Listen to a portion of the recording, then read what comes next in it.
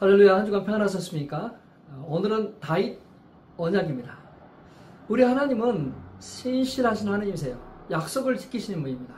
언약은 하나님의 약속인데요. 이 언약은 철회할 수 없는 하나님의 은혜이고 사랑입니다. 마음입니다. 하나님은 이 언약을 영원히 지키세요. 우리 하나님은 좋으신 분. 그래서 우리가 하나님을 믿을 수 있습니다. 그 언약을 지키시는, 언약을 지키기 위해서 자신의 아들까지 죽이시는 그 하나님의 신실하심을 믿고 소망을 갖길 바랍니다. 다윗이 양을 돌보고 있었을 때 왕으로 기름 부음을 받았습니다. 자, 기름 부음을 받는다라는 말은 뭐냐면 일종의 의식이에요, 의식. 하나님이 세우신 사람에게 공적인 직임을 주는 그러한 특별한 행위입니다. 아무나 자기가 다 하고 싶다고 그렇게 기름 부음을 받는 건 아니고 하나님이 세우시는 거죠. 하나님이 선지자를 세울 때, 제사장을 세울 때 그렇게 기름 부었습니다. 모세를 세우고 여호수아를 세우고 사사들을 세우고 왕을 세울 때 하나님께서 기름 부으셨어요. 자, 이스라엘의 첫 번째 왕이 누굽니까? 사울입니다. 맞아요. 사울입니다. 사울은 기름 부음을 받았어요. 사울의 처음 시작은 좋았습니다. 겸손했습니다. 그러나 점점 시간이 지나면서 그는 하나님보다 더 자신을 우선하게 됩니다. 사람들 앞에서 인정받는 걸 좋아했어요. 자신의 정체성이 사람들에게 인정받을 때 올라가고 인정받지 못해 내려가는 것 같았어요. 나중에는 하나님보다 더 자신의 생각이 앞서게 됩니다. 자신의 기념비를 세우기도 하며 하나님의 명령보다는 그는 자신의 이익을 더 추구했어요. 그래서 하나님은 사울 대신에 다른 사람을 왕으로 세우길 원했습니다. 베들레헴에 거주하는 이새의 집에 가라. 그 아들 중에서 내가 다음 왕으로 세우겠다. 그곳으로 가서 왕으로 기름을 부랍니다. 근데 만약에 이게 사울에게 알려지면 사무엘의 생명이 위험해질 수 있었기 때문에 희생 제물을 드리러 베들레헴에 간다고 해요. 그리고 이새와 그의 아들들을 그 희생 제물의 제사에 초대하게 돼요. 그래서 이새와 그의 아들들이 다 그 초대에 왔습니다. 이새의 아들들이 몸을 정결케 하고 그 제사 드리는 곳에 와. 그리고 한 명씩 사무엘 앞을 지나가게 됩니다. 사무엘은 장자 엘리압을 보고 생각했어요. 아우, 주님께서 이 자에게 기름을 부으시려고 하셨구나. 그렇게 생각할 때 주님께서 사무엘에게 말씀하세요. 너는 그의 준수함, 겉모습과 큰 키만 보아서는 안 된다. 사람의 겉모습만 보아서는 안 돼요. 나는 중심을 본다. 엘리압 다음으로 차남, 삼남 계속해서 그 다음으로 지나가지만 그 어느 누구도 뽑히지 않습니다. 아들들이 다 온 것이 맞습니까?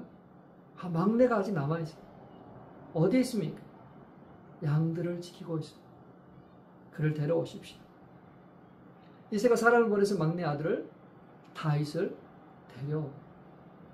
그는 눈이 아름답고 외모도 준수한 그러한 소년이었습니다. 주님께서 말씀하세요. 바로 이 사람이라. 그에게 기름을 부어라. 사무엘상 16장 13절입니다. 사무엘이 기름이 담긴 뿔병을 들고 그의 형들이 둘러선 가운데서 다윗에게 기름을 부었다. 그러자 주님의 영이 그날부터 계속 다윗을 감동시켰다. 사무엘은 거기서 떠나 라마로 돌아갔다. 자, 다윗이 왕으로 기름 부음을 받을 때 그의 형들이 둘러선 가운데서 기름 부음을 받았어. 그는 많은 사람들 앞에서, 많은 신하들 앞에서 왕으로 기름 부음을 받은 것이 아닙니다. 그는 막내였습니다. 그 초대도 응하지도 못한 막내, 아무도 인정하지 않는 막내, 키도 크지 못하고 몸도 좋지 않는, 리더십도 없는 그러한 막내였어요. 그 초청에 제외된 사람이었어요. 그런데 하나님은 다윗을 선택하셨어요. 장차 위대한 일을 위하여 왕으로 기름을 부었습니다. 이게 하나님의 은혜죠, 그죠? 은혜는 바로 이런 거예요. 어떤 자격이 있고 어떤 것을 쌓은, 그 자격을 갖춘, 준비된 그러한 사람이 아니라 막내였어요. 양을 치는 막내. 우리가 다 그러한 은혜를 입은 줄로 믿습니다. 자, 다윗은 기름 부음을 받았을 뿐만 아니라 주님의 영이 그날부터 그에게 머물었습니다. 다윗을 감동시켰습니다. 구약 성경의 주님의 영은 모든 사람에게 임하지 않았어요. 소수의 몇 사람들에게 임했습니다. 근데 그 소수의 몇 사람 다윗에게 임한 것. 주로 어떤 그런 공적인 리더십을 발휘할 때 하나님께서 주의 영을 부어줬습니다. 그런데 한번 생각해 보세요. 예수님 이후에 만민에게 주의 영이 부어졌습니다. 바로 저와 우리 성도님들에게 주의 영이 임한 거죠. 주님의 영이 우리 가운데 계십니다. 믿으세요?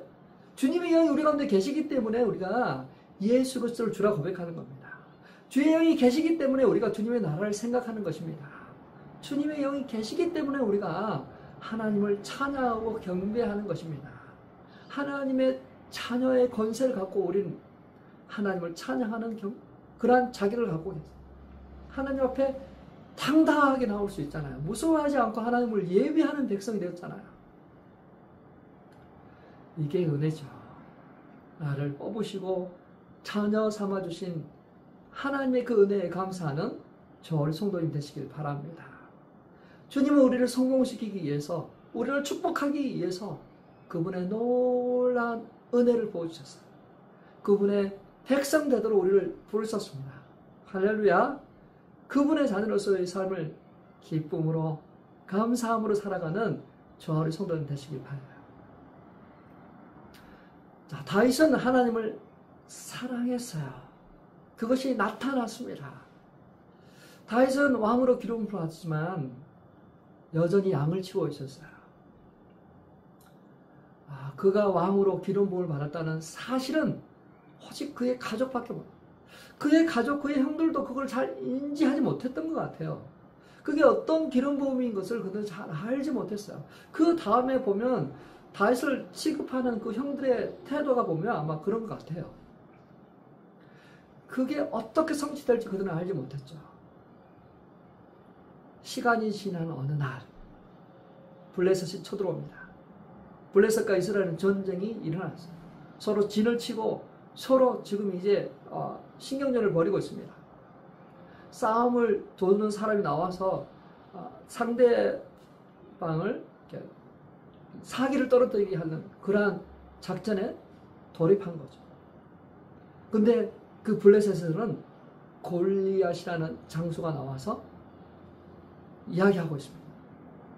키가 2m 90, NBA에서 가장 큰 사람의 키가 2m 30입니다. 근데 그들보다 더 훨씬 크고 덩치도 좋은 골리앗이 나와서 이스라엘 군사와 왕과 백성들을, 또 이스라엘을 섬기는 하나님을 조롱하고 있어요. 누구든지 나와 싸워보자. 겁쟁이들아, 나와 싸우자. 아무도 그 앞에 나가지 못했어요. 사울왕도 나가지 못했습니다. 사울왕은 누구든지 저 골리앗과 싸워서 이기는 자에게 내 딸을 주겠다고 포상을 걸지만 아무도 나오지 않습니다. 무모한 도적, 감히 시도하지도 못하고 있는 상황입니다. 그러할 때 다윗이 전쟁터로 왔어요. 아버지의 심부름으로 왔습니다.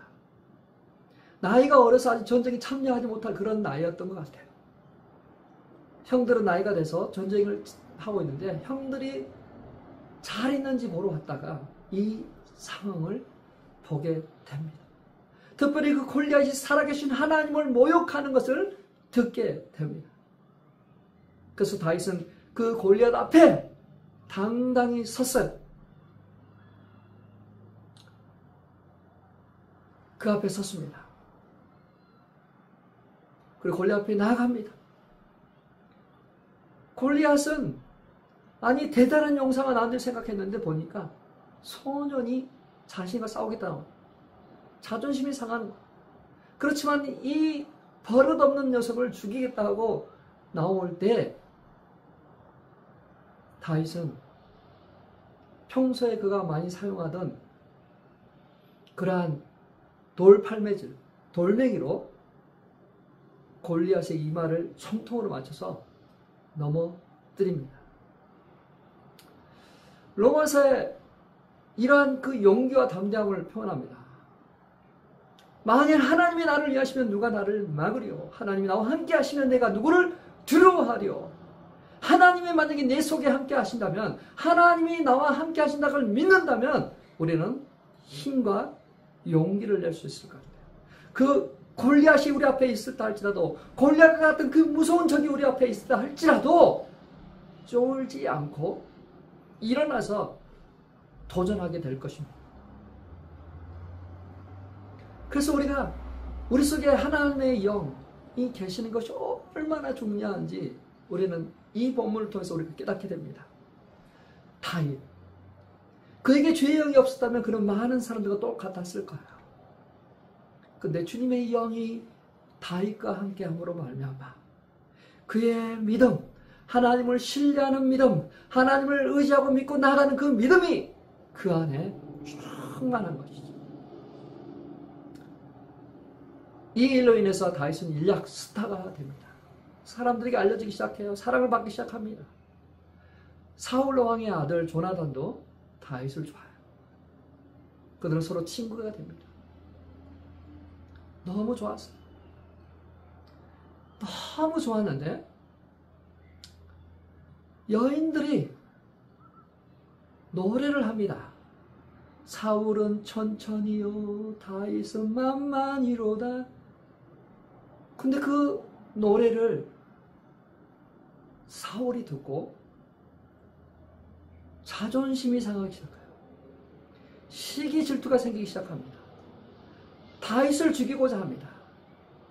다윗을 죽이려고 창을 내리꽂습니다.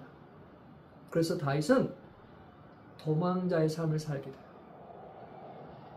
그 도망자의 삶을 사는데 사울은 계속해서 추적합니다. 군사를 보내고 포위한 위험한 상황이 충분했어요.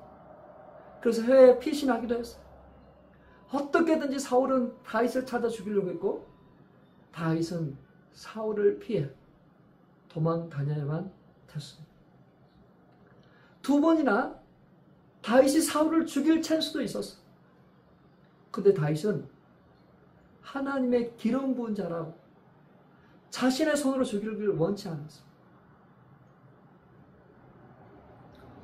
10년 뒤에 사울 왕은 블레셋과의 전쟁에서 죽습니다. 전사합니다. 요나단도 거기서 죽게 돼요. 자, 그렇게 돼서 그때 유다 지파가 다윗을 왕으로 세우게 돼요. 그 나머지 지파는 요나단의 아들이 왕이 되어서 이스라엘을 통치하게 돼요. 서로 싸우기도 합니다. 요나단의 아들은 7년 6개월 후에 군대 장관의 부하에 의해서 암살당하게 됩니다. 그러고 나서 이제 다윗이 온 이스라엘의 통치자가 됩니다. 블레셋을 정복하고 주변 나라들을 다 할 때 이제 안정을 찾게 된 다윗이 하나님을 생각하게 돼요. 하나님의 언약궤를 모셔온, 그리고 하나님의 성전을 세우길 원했어요. 오랜 시간 지나면서 빛바란 천막, 하나님의 성막을 보면서 너무 안타까워했어요. 자신은 이렇게 화려한 백합과 궁전에 거하는데 하나님의 성전은 저렇게 초라하게 있는 것을 보고 하나님, 내가 하나님의 성전을 짓고 싶습니다. 우리도 이러할 마음이 들 때가 있죠. 하나님을 사랑해서 뭔가 하고 싶은 마음이 들 때가 있죠. 하나님의 나라를 위해서, 하나님의 교회를 위해서 뭔가 하고 싶은 마음이 들잖아. 청소하고 싶고, 봉사하고 싶고, 음식을 섬기고 싶고, 뭔가 더 드리고 싶고 하는 그런 마음들이 생길 때가 있잖아.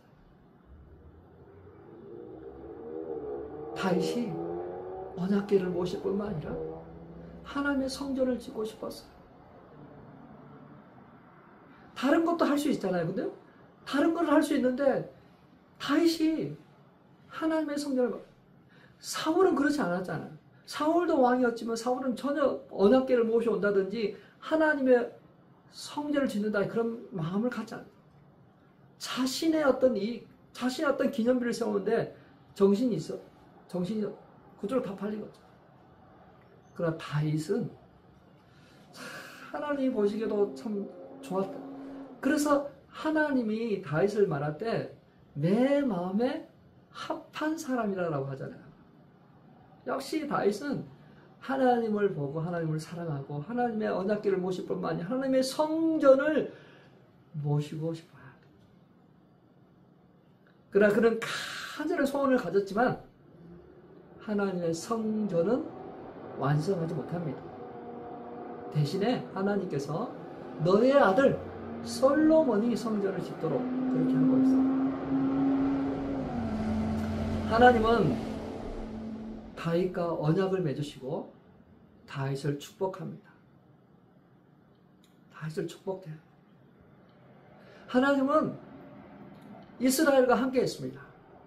출애굽 후로 계속 그들과 함께 했어요. 가나안 땅을 정복하고 정착할 때도 그들과 함께 했어요. 다윗과 함께 하셨어요. 다윗이 하나님의 성전을 짓는다고 할 때 하나님은 다윗을 보시고 축복합니다. 나는 이제 내 이름을 세상에서 위대하게 만들겠다.